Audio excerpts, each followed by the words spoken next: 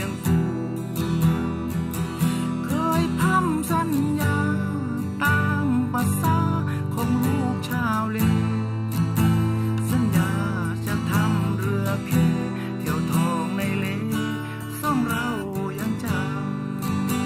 ำมาบัดนี้เหลือความ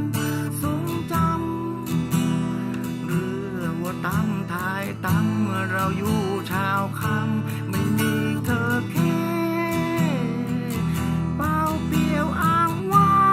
งลอยลงกลางท้องทะเลเรือที่เราเคยเคไม่เห็นสาวเลคนนั้นฉันขอเสียงควรจะคนเศร้าฝากใจให้สาวคนเศร้า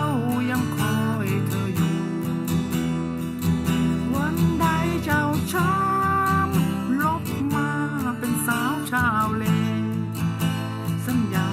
จะทำเรือเคหลักไม่ล้วนเลแค่เรือคำนน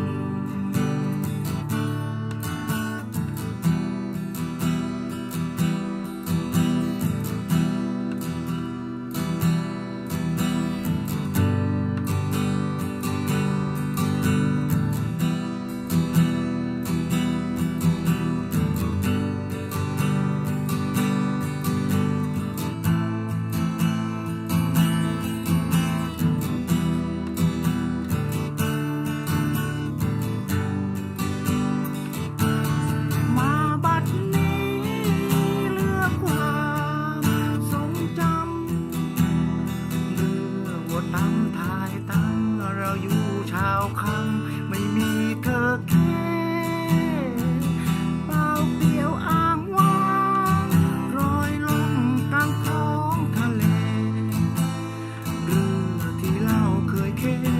ไม่เห็นสาวเลคนนั้นฉันขอเสียงควรจะคนเศร้าฝากใจให้สาวคนเศร้ายังคอยเธออยู่วันใดเจ้าช้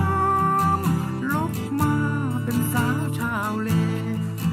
สัญญาจะทำเรือเครักไปล้นเลแค่เรือคำนนหลักไม่ล้วนเลแค่เรือกำ